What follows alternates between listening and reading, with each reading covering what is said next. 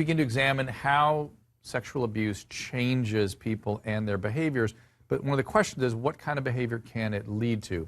Now, Tom, you've had the experience of abuse causing emotional dysregulation, we call it, leading to addiction. Right. Can you connect those dots for us? Well, I can't say that I'm an addict strictly because I was abused, but it's the fuel. And it's a weird thing. It's when I'm healthy and when I work at a good program, the fact that I was abused is not in the top 100 things that pop in my head in the morning.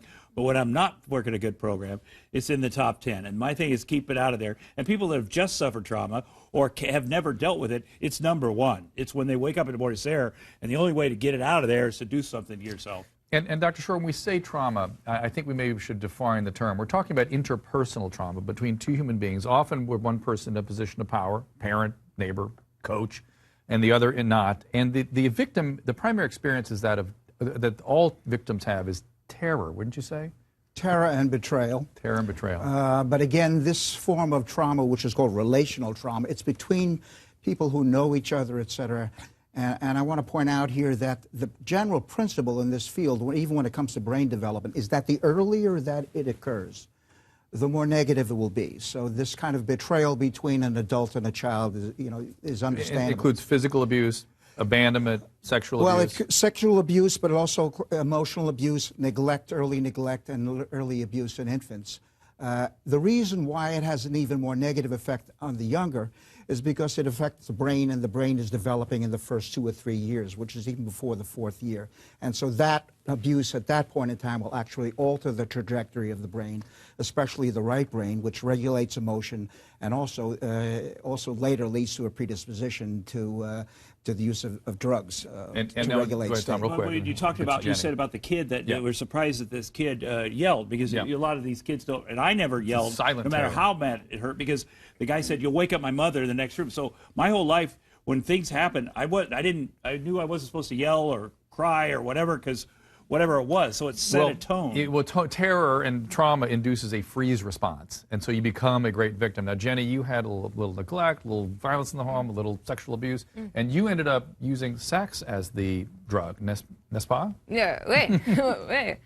Yeah, it was easier to interact with people on a sexual basis, just because that was where I ended up finding my self-worth, because that was introduced as the only thing that was worthy in me. And so ultimately I ended up going through a slew of men and women and making my life's work about having sex, which ended me in the field of pornography, which is a good place if you want to make your life about sex. Yeah, and you had some feelings about child-on-child experiences too. Can you articulate that? Well, you know, because this is something people forget, that when children are sexually abused by an adult, they will then often act out on other children, which is very traumatic to the other children. Yeah, well, I wasn't abused by an adult, but the interaction that took place between me and another young child was such that it shouldn't have happened at the age that it happened. It was just too young. And, you know, as a result, I went around and took advantage of other young children and, you know, ultimately inflicting the same kind of abuse on other people. Now, one of the questions I brought up before the break we just had was, could being a sexual abuse victim turn a child into a killer? Now, there's another story that's been in the headlines, the Connecticut home invasion case, 3 people murdered, 2 young girls raped. Sexual abuse is coming into the news as a defense for this case. It's becoming a go-to defense. Watch this. A prominent Connecticut family held hostage and terrorized in their home by 2 career criminals paroled from prison just weeks before. We have a lady who is in our bank right now who says that her husband and children are being held at their house. I've never known evil like this before. Last December, this man, Stephen Hayes, was convicted on 16 of the 17 charges relating to the brutal killings. The lawyers for Joshua Komisarjevsky, they portrayed him as a victim of repeated child abuse. They said he's a man who had no self-worth, that the adults in his life, through every stage of his life, never got him the mental health that he needed. I would say it is horrific that that guy was a victim of abuse, horrific he never got the help he should have gotten, and inexcusable the behavior he engaged in, and absolutely not a defense. Anybody disagree with me? I agree with you 100%. Yeah, absolutely. Not sure? It's, even though we can explain it, it doesn't make it a justification. No. Right. Okay. Now, Jenny, back to you. Did anything we've been discussing here sort of ring true to you? Anything you'd like to bring out to or people hearing all these stories about sexual abuse?